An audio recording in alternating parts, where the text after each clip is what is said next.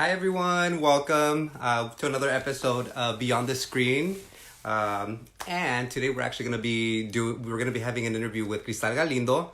We previously had recorded an interview with her, but unfortunately, Instagram didn't give us the opportunity to save it to our IGTV. So we're actually super excited to have her again and to have other folks and possibly more folks join us for the conversation. It's gonna be a how would you say an open conversation and folks to have the ability to ask questions if you would like. It's going to be exciting. And just another thing about El Comalito, we're currently having a fundraiser where we're selling some t-shirts. You can actually go to our website and find more about that and look at the designs. There's a couple of designs to choose from and 3 colors to choose from. But also, we're so excited that we're going to be creating some painting kits. If y'all don't know, we actually facilitate free painting classes via Facebook Live. And folks have been inquiring about aprons and painting surfaces, brushes, and paint. So we actually are going to be creating these packets for folks to join us virtually. What else? There's just so much going on. We're very excited that folks are joining. And where are y'all tuning in from? I see, let's see. Folks are coming in. Oh, sorry. You're okay. Hola, Salina Arte. Yes, we're excited. Are y'all excited? Yes. I'm excited. Yes. I was telling folks that that Instagram unfortunately didn't let us save the first interview that we had with Cristal Galindo, and that we decided to redo it again, and that hopefully more folks are joining us to Yes. to hear the conversation. Side eye to Instagram because yeah, but it's okay because guess what? Now we have the pleasure of having Cristal Galindo twice, and that's amazing. So she'll be joining us in a little bit.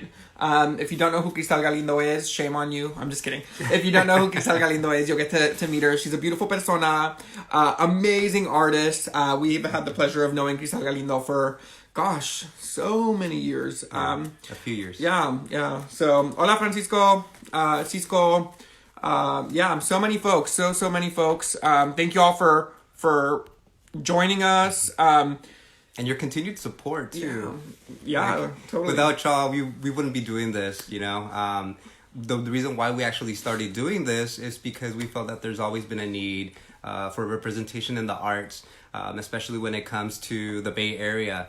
I feel that a lot of times when folks talk about art, it's usually LA or New York. But guess what? There's folks around the Bay Area too that are producing some freaking kick-ass work. And we're here to spread the love and for folks to actually get to know some of these artists on a personal level. And another commitment that we made to ourselves by actually doing this as well is that a lot of times the artists aren't made accessible. And so, but I guess what I mean by that is that a lot of times there's that removal of the folks that make the work. You barely or rarely get a chance to actually hear firsthand the stories from them. Usually hear the stories about like what their work is about through other people. So we're very fortunate enough to be partnering up with these artists and to give you firsthand from the artist's mouth what they're thinking about their work, what their experience is like with the arts, and what kind of like recommendations to give to the new folks that are pursuing this career. And como dice Abel, just from like a real just down level, like let's just forget about like the formalities. And yes, the formalities are important, but also like folks forget that artistas are human and that what comes out of us is like labor intensive and emotionally heavy sometimes. And like those things are oftentimes not talked about. So we're excited to be able to partner with these artistas who are just gonna like be very honest and open and share their experiences, and all of our experiences are different, and that's important too, to acknowledge that like because we're Latinx artists or because we're Mexican artists or indigenous artists or whatever the label may be, that we're expected to all paint like Frida Kahlo, or that we're expected to all do Dia de los Muertos work, or that we're expected, and some of us do, and that's fine. But so it'll be awesome. And Cristal's joining us here.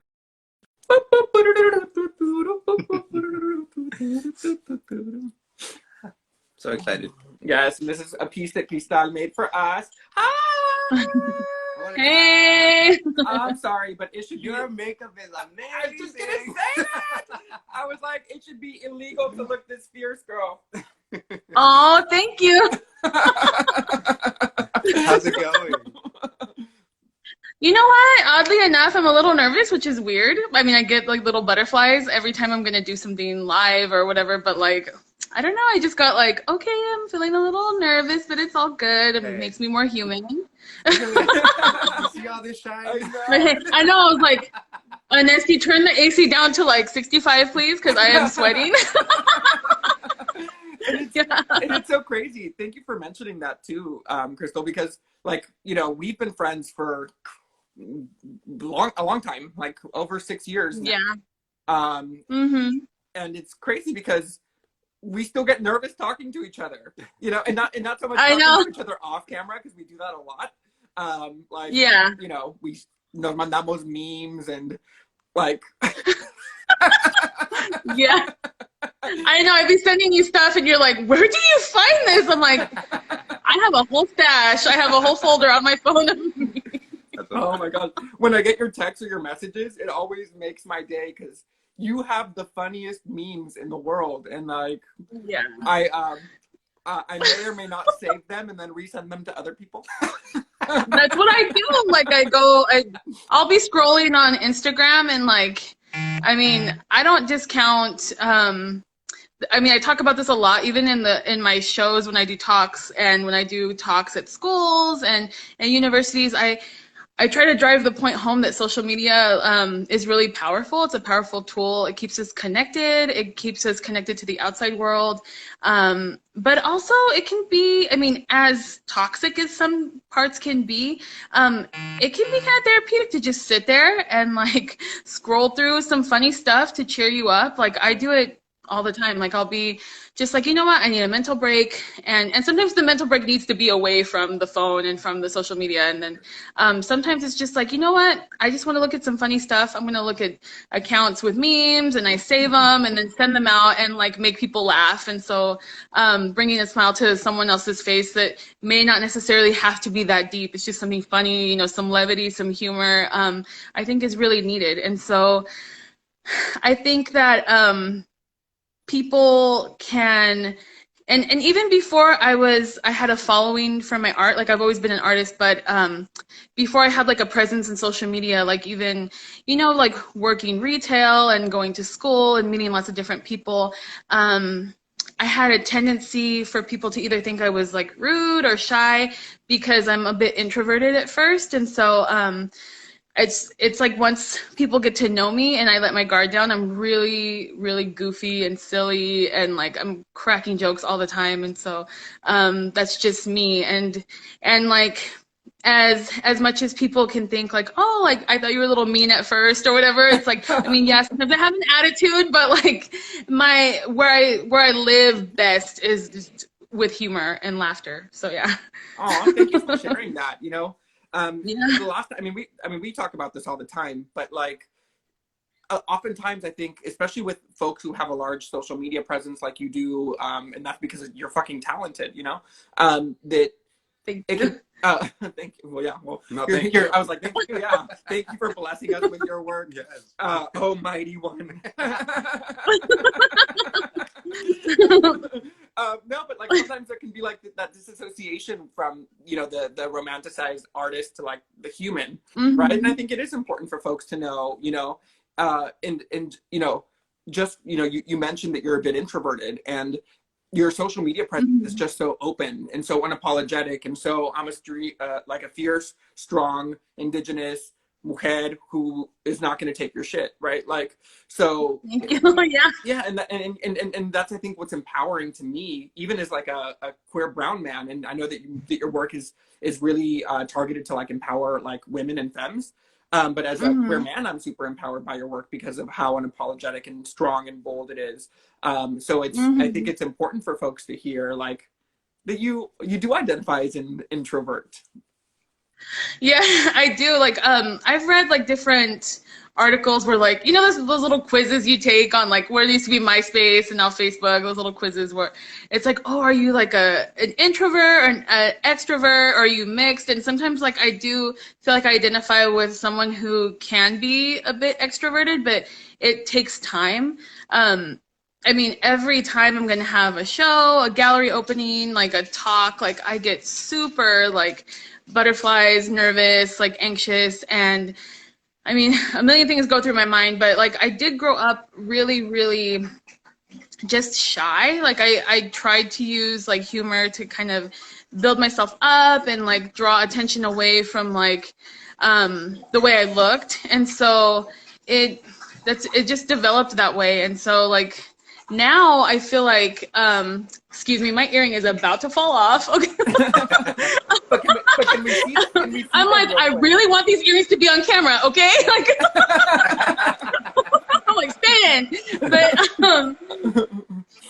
I just people look at my work and they see, I think they see like 29 dolor, like, and they think like, oh, she's about to kick my ass, like like, you know what I mean, like that type of attitude. And that type of attitude does come out sometimes, but I feel like my paintings and the way that I studied myself, especially once I moved on to the university and it was my first time moving out of my house and moving away from my family. And I think like that whole study I did where it was all self-portraits, like it just really empowered that person inside of me that I was too scared to let out, like sexuality wise, and just letting myself be like fierce, you know, and believing in myself, and not hiding what I felt I was told to hide all my life, like my body and my style, and like just those feelings of like all the dualities and the layers that live within us as people.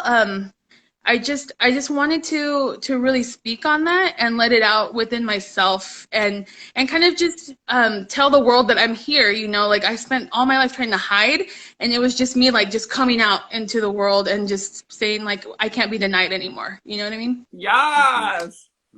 It's so important. Thank you for sharing that, Crystal.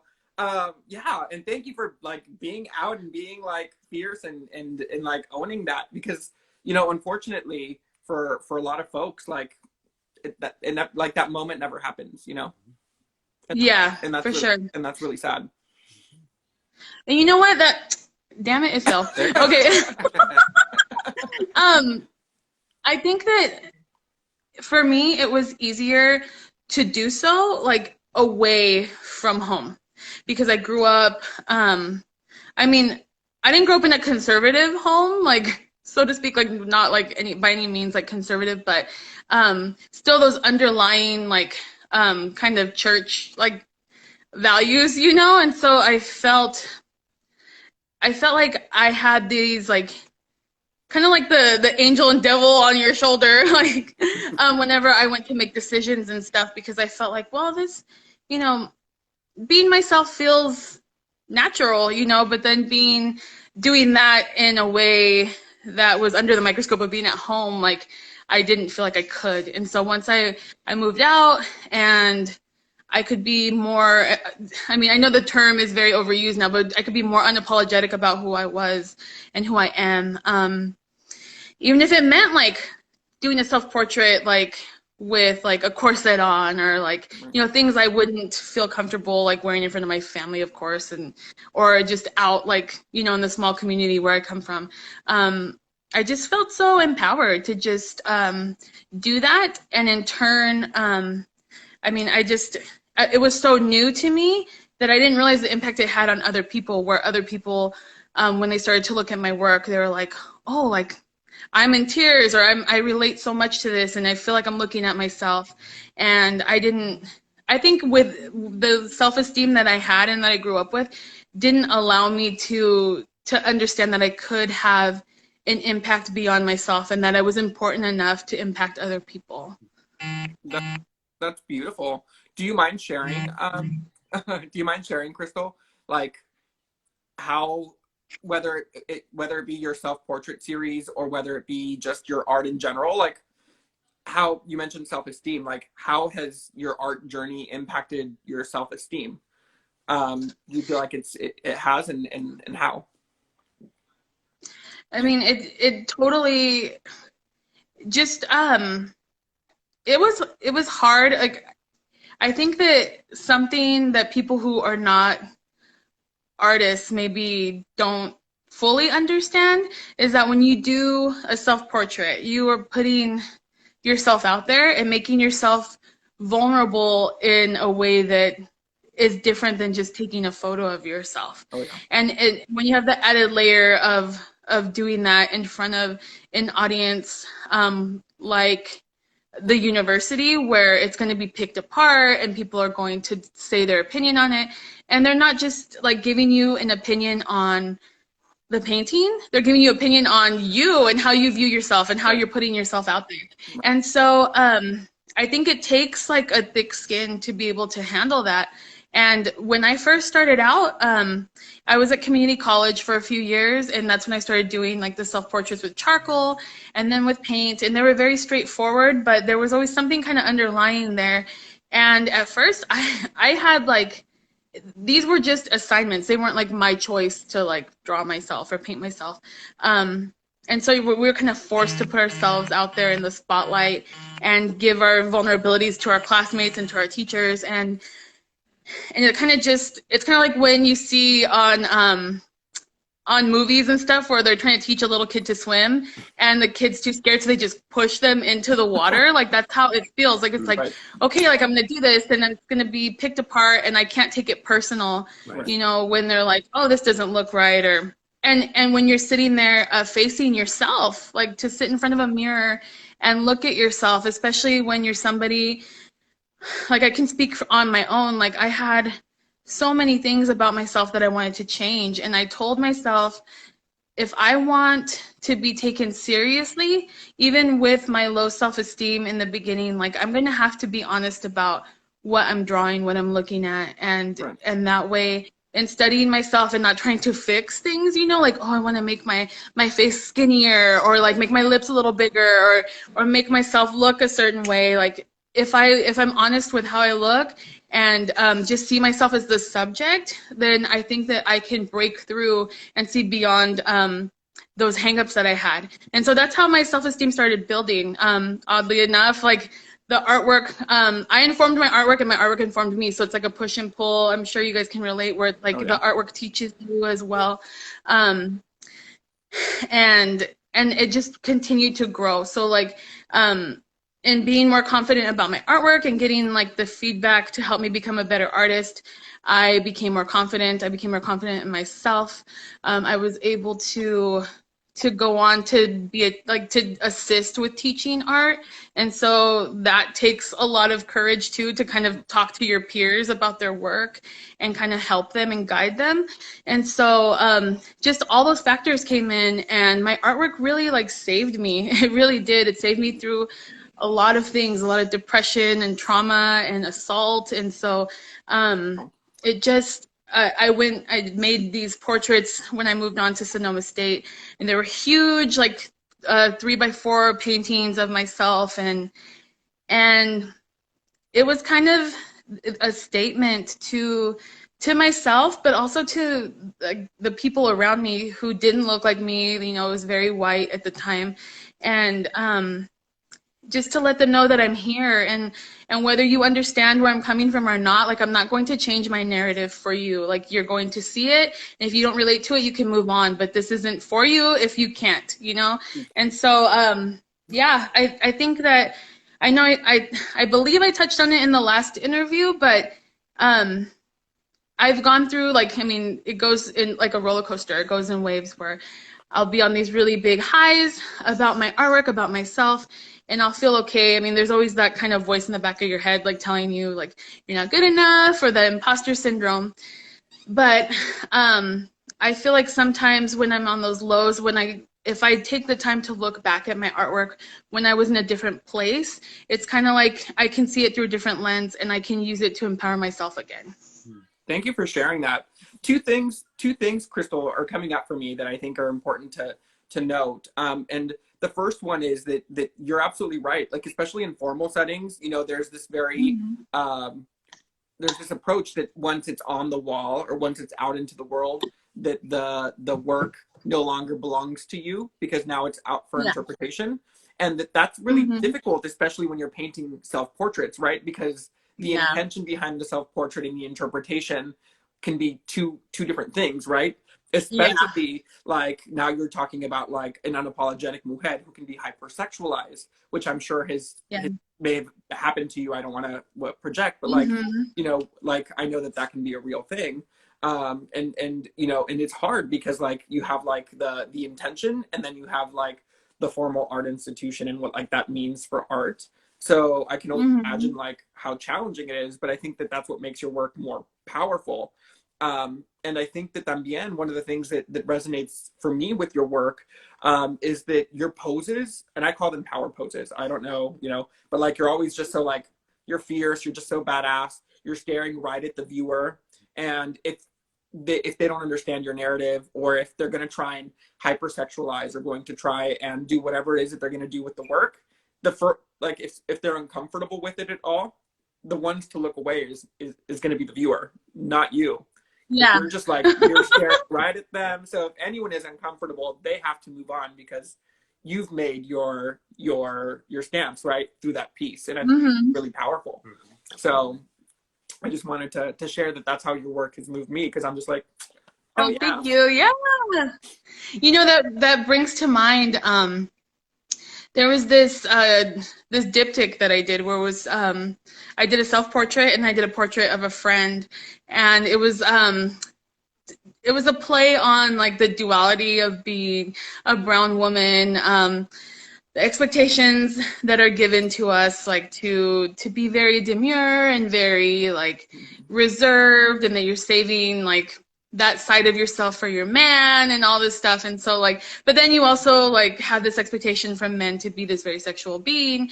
And me personally, like I've been like hypersexualized like most of my life, which is disturbing. And it happens to a lot of us, a lot of women. And so I remember when I did that diptych, and I'm not sure if you're familiar with it. It was like dulce and picoso, and there's like all these conchas and like these hanging like little duritos in the background and jalapenos, and I'm wearing this corset with like this purple skirt. Yes, and so I had my eyes closed in that one, and but I'm kind of like with my chin up and looking away, and kind of this like I mean, it's not, I'll explain in a second, but like I had a classmate who he was a dude, right? he Mexican and kind of traditional a bit, and he came over and started talking to me about the work, and he was like, oh, I really like this these two pieces because it's very traditional Mexican because your eyes are closed and it looks like you're in prayer. And I'm like, bro, like this is like an orgasmic look. Like, I didn't say it, but I was just like, you're not getting the piece. But like he's not understanding it, but he interpreted it as like that I was being like kind of like reserved and shy, and it was like this is what he said. He said it was very respectful. It was a respectful piece. And I'm like, are you not looking at the rest of the stuff in the painting? But like it just went over his head. And so I thought that was pretty funny, because I was like, even with like my eyes closed, it was a very meant to be like undeniable scene, like where your face is, you're just like kablam with like what's going on in the painting. And so I do try my best, and I feel like it's not always a conscious decision, but I feel the most comfortable with having the subject be like very in your face. Yay. For sure. Well, we love it, so, so keep it coming.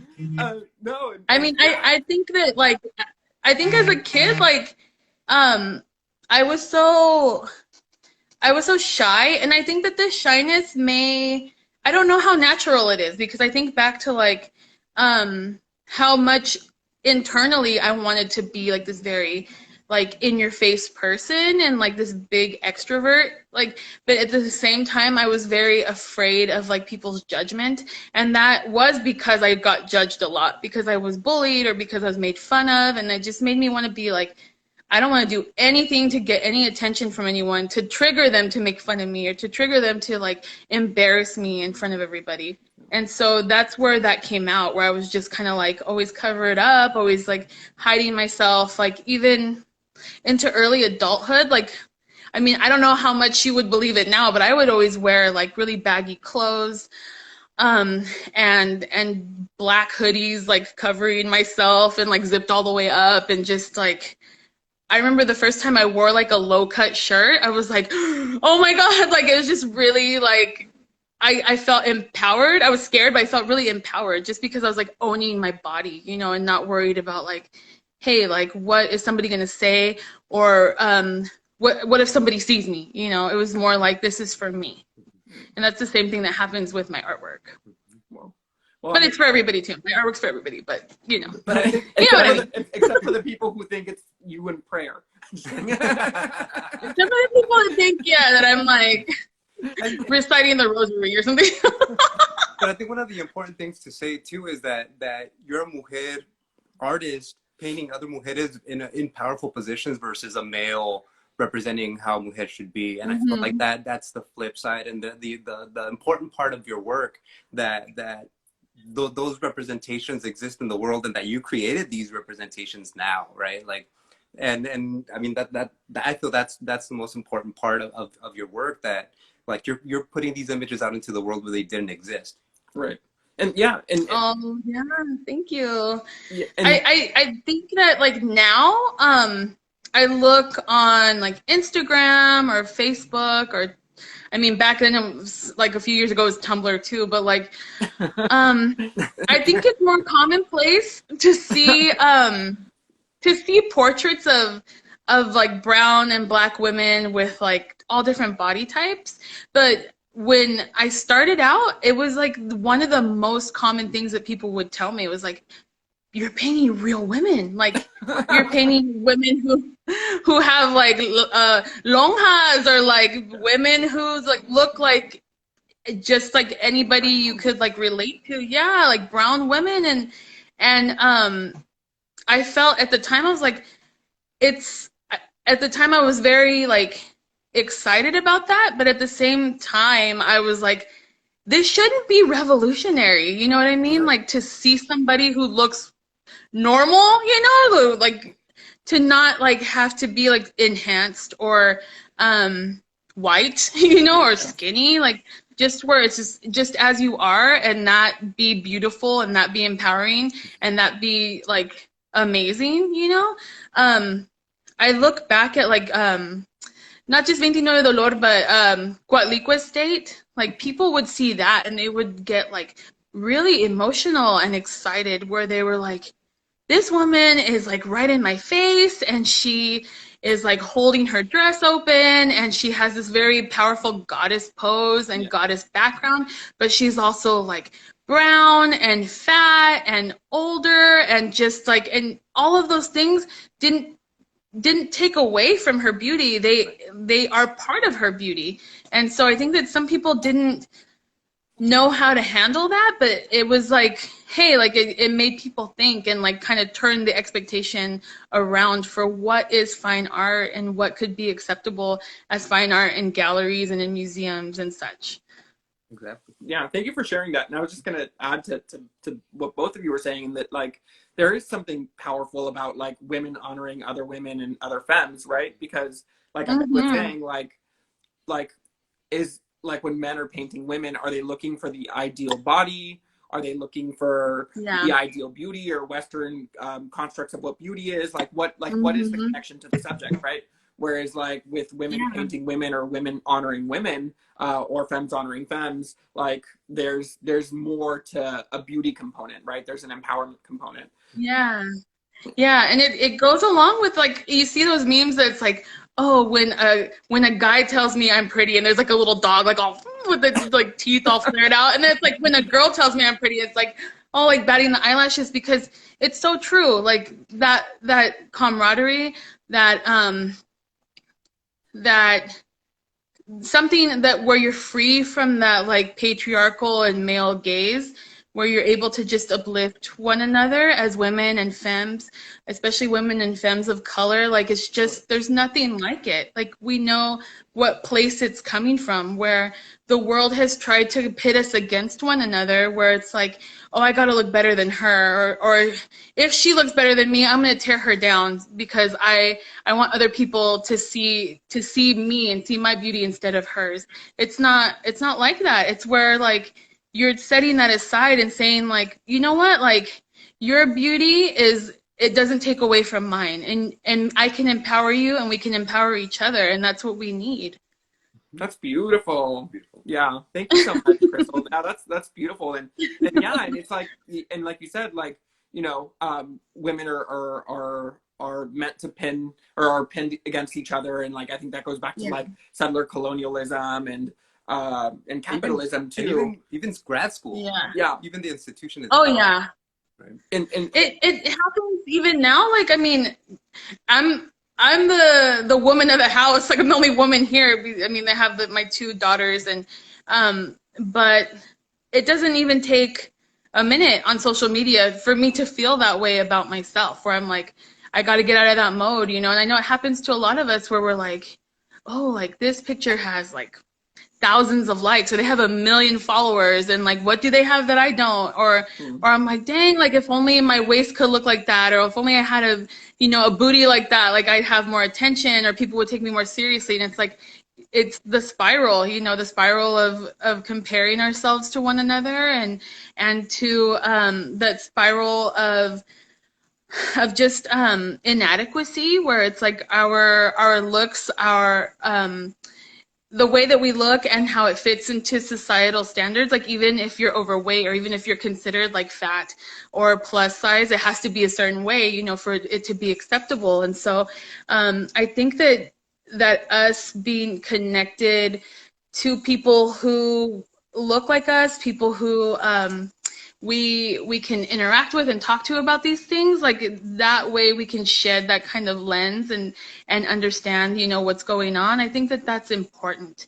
And I love that Instagram has an option to choose like who you can share your stories with, like if you want to share with like close friends or not, because there's times where I just add like, you know, femmes of color and other women of color onto the close friends list. And if I'm having a bad day, I'll just vent, you know, I'll just be like, nobody has to answer me.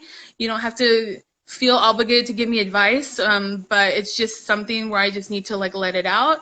And I'm feeling ugly today, or I'm feeling really just like not good enough. And 9 times out of 10, like there'll be like at least 4 or 5 responses where it's just like, I can relate, or, you know, what's going on, like talk to me, and people who really understand. And so I think that's really important to have those people we can reach out to, whether they're like close or acquaintances, like just to know that we're not alone, and that as women of color, we do share similar experiences. Thank you for sharing that. También to change the narrative that, like, especially within the arts, that there's no room at the table, right, for multiple women, or for multiple Latinx artists, or for whatever it may be, right, whatever the box may be. And I think that yeah, like I think that you sharing that is like important, because it's just like, well, that narrative doesn't exist. That's a false narrative.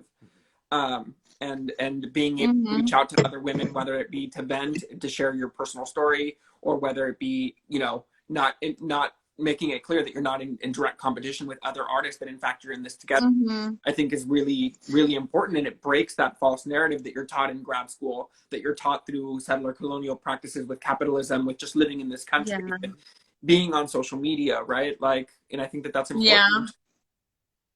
Yeah, and you know what? Like, it's hard because I look at social media at times, and sometimes I'll be scrolling through like the artist things, and I'm like, did that person take my idea?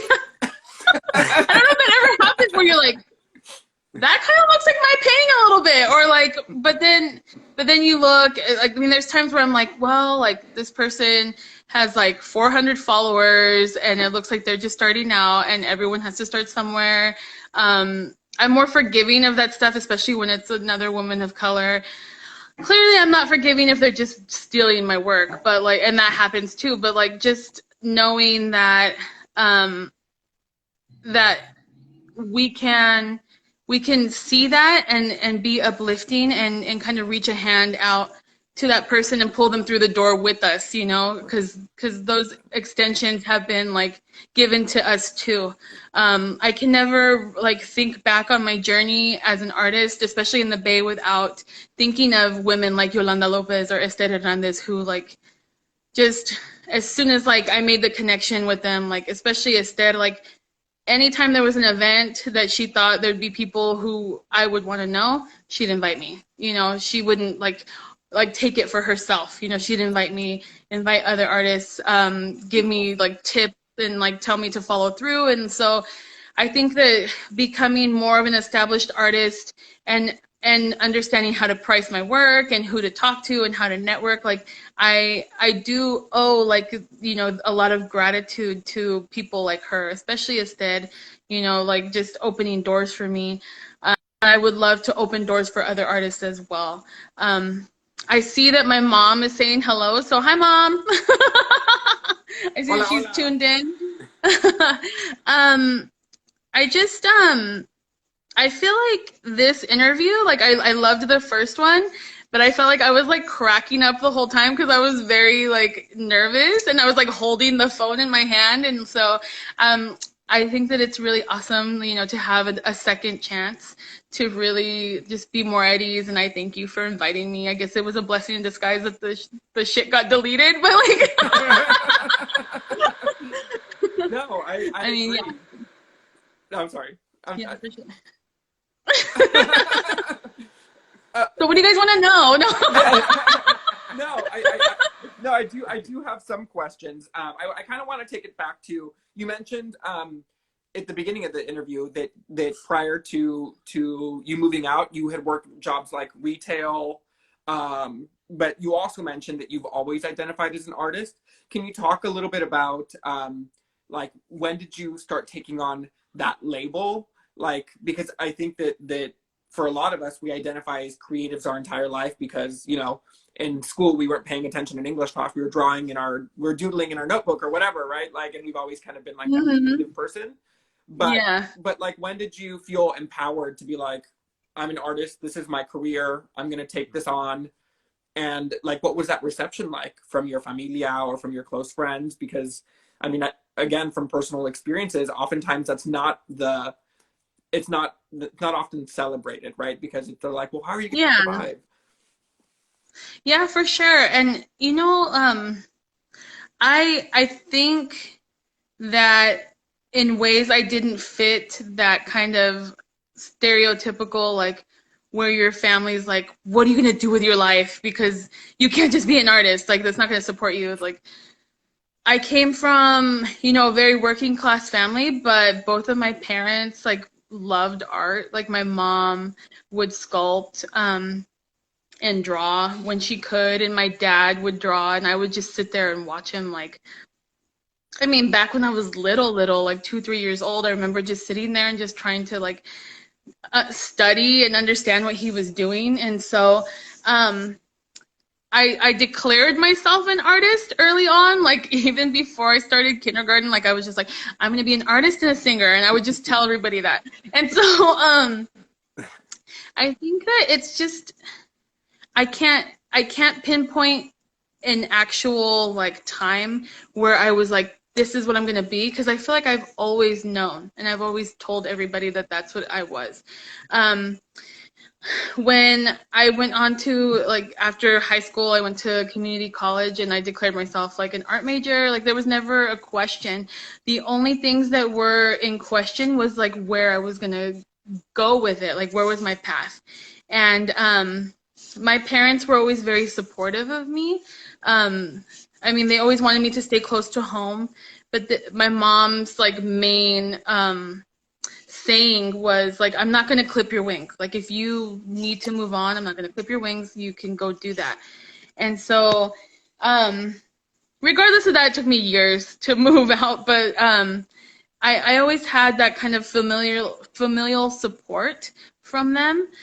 They always wanted to know what I was up to with my art, and my parents always had that very kind and very supportive kind of encouragement of my artwork. Like, they would always tell me that, I was really good. And I used to tell my dad, like, I just someday want to be as good as you at drawing. And I remember the day, like, when I brought home some of my charcoal drawings from community college from figure drawing, and there was a self-portrait, and he had seen me working on it the night before, and then I brought it home the next day.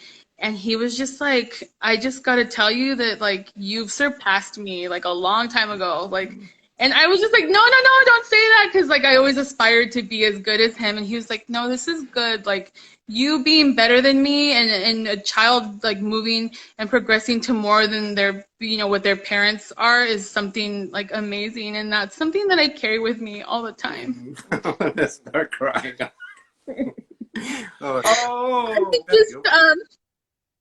I can just say that, like, my mom, I'm fortunate enough to still have her, and she tells me, like, as much as she can, how proud of me she is as an artist. And I can only hope, like, I don't know, like, what's out there, but, like, I can only hope that my dad's spirit is still with me and is proud of me. Oh, I'm sure he's proud of you, Crystal. Oh, yeah. Absolutely. Yeah. I'm sure he's proud of you. I'm sorry, excuse me 1 second. What do we do? Tissue. Cut. I don't know if you guys saw last weekend there was I don't know if you follow, like, those verses, like, kind of like battles, those musical battles on Instagram. There's, like, different artists, like I had Babyface versus Teddy Riley, and Bone Thugs, like, versus somebody else. But, like, last weekend it was Erykah Badu versus Jill Scott, and, like, it was, like, this really empowering, like, it was 3 hours long. Like, I'm like, whoa, okay, it was on Instagram Live, and it was 3 hours long, and people were just, like, there was, like, celebrities and, like, obviously everyday people too, like, chiming in and just saying, like, this doesn't even feel like a battle because you're just so empowering of each other. These two women, like, just going at it, like, playing their music and talking, and, like, everyone just kept commenting how they were waiting for Jill Scott to start crying because she's just, like, known to, like, break it to tears, and I'm like, is that me? Am I the one that's, like, always calling people to cry?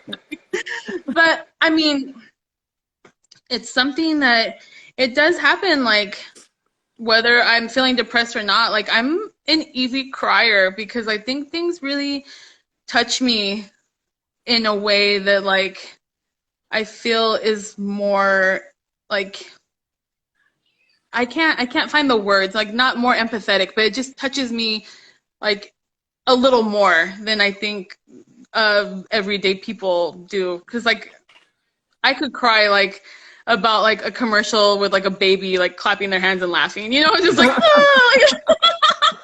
it's just the beauty of life around me and the sadness of life too. Like, it hits me differently, and I'm not ashamed of that anymore either. Like, I think it's important to put that out there, that emotion, because we're human, and there's so many different things that go on. Like, I don't try to be pessimistic about life. I mean, there's been times where I have, but it's just, I think crying can be pretty healthy, and it's good to encourage that in other women, but also in men too, to be able to touch that part of ourselves where we're able to be vulnerable and encourage our children and our sons and maybe our non-binary children, to be in touch with their inner selves like that. Because if you can't be vulnerable like that, then what's it all for, Yeah. And thank you for sharing that too, Crystal. And I'm just even like thinking like right now that like we started to get emotional and both of our responses immediately was get off camera. Yeah. You know? And and how I know, ingrained we're like, wait, all these people are seeing us. no, but I mean like but the thing about it is just like and I'm like I feel like I'm comfortable getting emotional or getting vulnerable, but then also like how ingrained this boys don't cry, boys don't this. Mm-hmm. It's so Yeah. deep rooted that my initial instinct was like get off camera immediately because I don't want people to see me cry, right? Um, Mm-hmm. and anyway, so I just want to say thank you for sharing that because it's like yeah, it's important. It's really important. So and thank you, yeah, for sharing that about your dad and that you come from an artist family. You know, I think that's also important too because you know, in a previous interview that we've done with another artist, like we always or it came up that like when you bring up this identity of an artist, right? That there's a spectrum, and that spectrum is either that you're a starving artist, or you're Mm-hmm. showing in museums and you're super rich, and you're super well known. Like there's no like this middle ground of like what an artist is. Yeah. Like we're here and we're living and we're thriving in our community and we're present and along with the either you're a starving artist or you're a rich artist, there's the like the this narrative that you know your parents that no one wanted you to be an artist because you wouldn't make money, or that you come Yeah. from a legacy of artists, right? That Yeah. you're a legacy child where your mom was or your dad was a famous painter.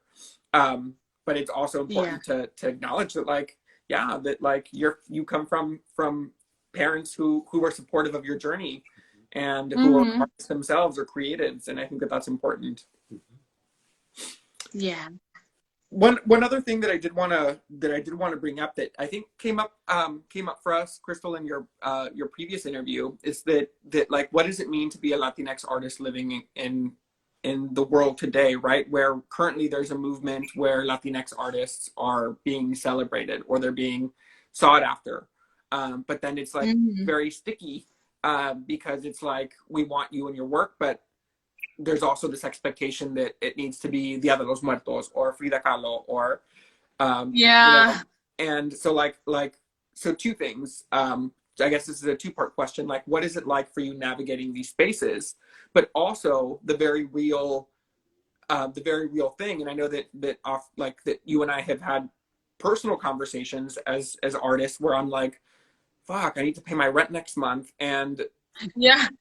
like what do I do? Let me paint Frida because I know that that's going to be easy money, or let me paint Mm-hmm. Selena because that's going to get me my rent money, or let me paint the Dia de Yeah. los Muertos thing, and like that's a very real Mm-hmm. thing, right? Like because Yeah. I know that if I put that out in the world, I'll make my rent money.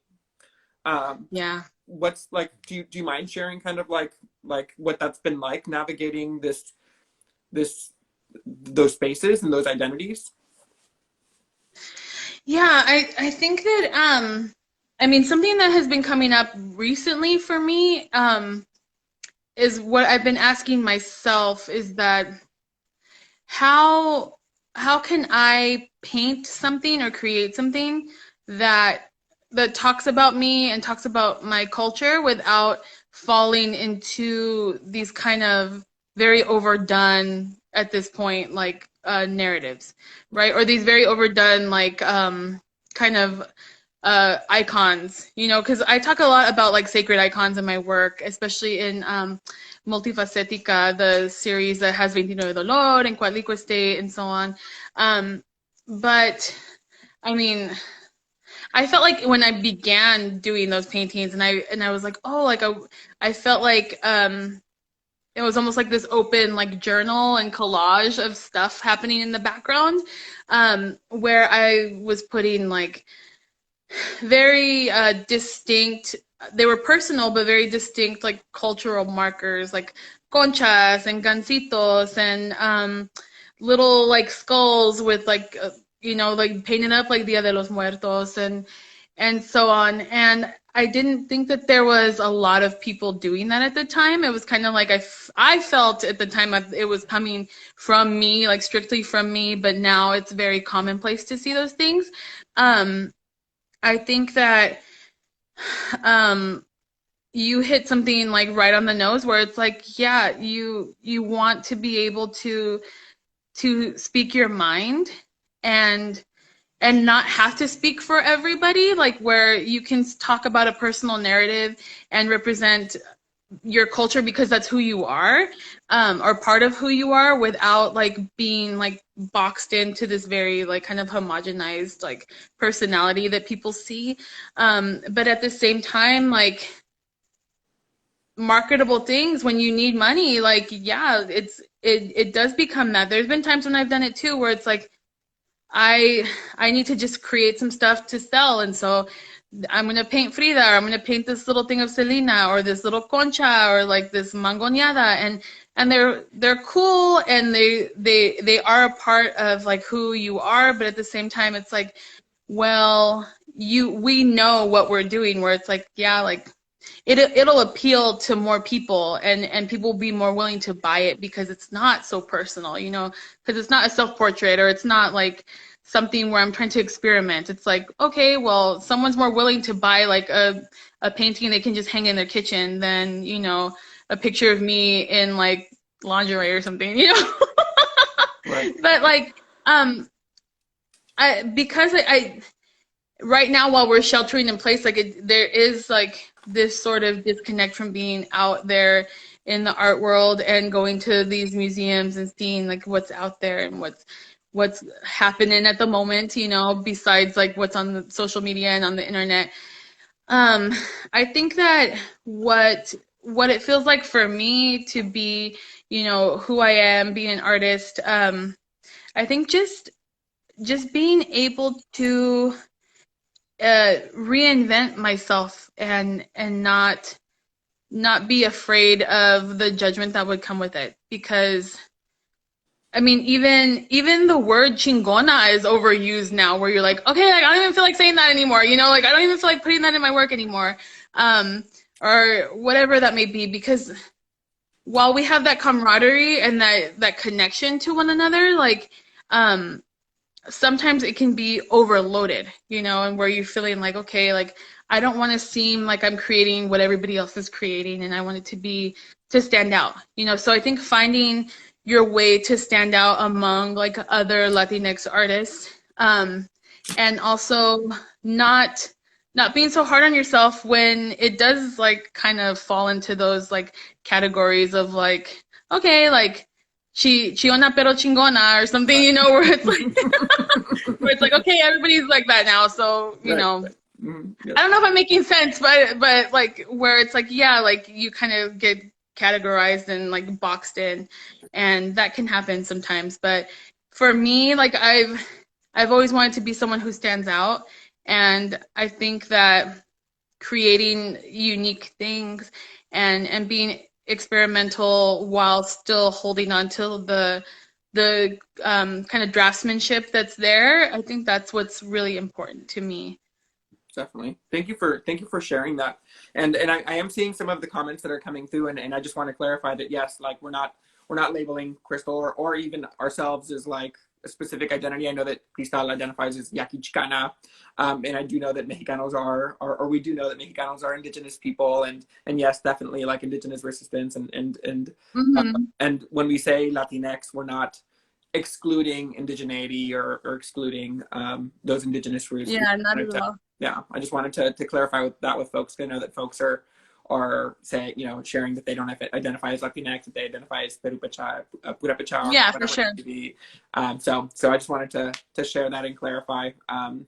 But thank you también for sharing that, Crystal. And you know, it's hard. You know, it's hard, especially with social media right now, that images do get dispersed so quickly, right? So if someone comes up with like existence is resistance, and that becomes like a very popular, then everybody uses it. Yeah, everybody uses it because it's dispersed so quickly, you know, so quickly. Yeah. And it's like, yeah, like if you came up with something clever, like don't be self-conscious or whatever it may be. I'm just thinking of like things that are like so widely used, you know, and this is not shade to anybody using these. Like I sometimes use these myself, you know, but like the information is dispersed so rapidly that it's hard to It's be unique. consumed. Yeah, it's Yeah. consumed. Yeah, so the consumerism component and the social media helps with the Hmm. hashtags and the algorithms and all of it. So it's like, how do you find your identity within your own culture where like the gansito doesn't belong to you or the concha doesn't belong to you because it belongs to an entire Yeah. community, right? Like Yeah, exactly. a lot of us grew up on conchas and gansitos, and so how do you take For this sure. iconic thing and make it your own without also like falling into the consumerism or the capitalism or the all of that, right? Yeah. And it's Yeah, for sure. Um, I mean, it's hard because we do live in a capitalistic society, and we gotta eat, we gotta pay our rent, we gotta navigate that. And so there are ways for us to create work that is consumable and that is like, I guess, more able to be picked up and bought. And then there's the stuff where we can be like completely like, oh, who cares if someone buys it? Like this is making a statement. right. And yeah, for sure. I don't want to knock anybody who on their journey they feel the need to use those things or feel the need to like they can relate and so they put it into their artwork because it's like things you get inspiration, from your surroundings and what you're looking at. And some of us do look at social media all day and like that's what is inspiring us. I don't know if y'all have been looking at my stories for the last few days, but like I've just been like really just sharing like so much stuff. And I'm like, well, some people might get sick of it, but like just things that make me happy, and I feel like other people can feel happy too, where it's like, oh, like this, earrings and colorful things and beautiful femmes and like plus size women and like all these things that are really just empowering to me to look at and that other people can, take it and get inspiration too. I feel like that just subconsciously like helped me feel inspired to create. And so I started posting stuff like videos again of me painting, even if it's just, a small little painting in my sketchbook. But I never like want to deny someone those channels of creativity. I think that we as women of color, as indigenous women, like we have depending on our communities, like just this expectation of us where and I think that those standards are breaking down where we're able to be seen more. But like just a few years back even, it was like, what are you doing? Like why are you painting yourself this way? Like why are you talking about these things? And that's not okay. And I think that, I mean, I hope that my artwork coming from little me, like my artwork can break those barriers down for people where it becomes like the empowerment becomes a movement where it's just like it snowballs into more, where it's empowering people to share their stories, to share our narratives, to share whatever we feel like empowers us. I mean, I debuted Dulceria at El Comalito back in 2016, and like, I mean, I look back and I wish that it would have been more paintings, but Girl, it was just like, we'll invite you back. yeah, But before yeah, before for you sure. before you continue, I don't mean to interrupt, Crystal, but Instagram No. lives will only let you be live for an hour. And I'm getting a notification that we need to end this in 1:30, 1:29, 1:28, 1 minute and 28 seconds. Oh my God, it's already been an hour. Okay. I know. So it won't. I mean, if you, we're down to keep having a conversation. I just have to end this live so I can save it, so that the same thing doesn't happen that happened last time. And then I'm happy to log back on, or if you want to end at this point, como gustes. But No, I'd love to take questions from people. I'm seeing some questions, so yeah, like we can log out and log back in. Cool. Let me. I want to make sure I see the. Yeah, someone's like start another. Okay, for sure. Great. We'll be back. We'll be back. I'm about to kick the whole desk down. Okay. Yeah, we'll be back in about 30 seconds. Okay, awesome. All right. See you in a little bit. Yeah.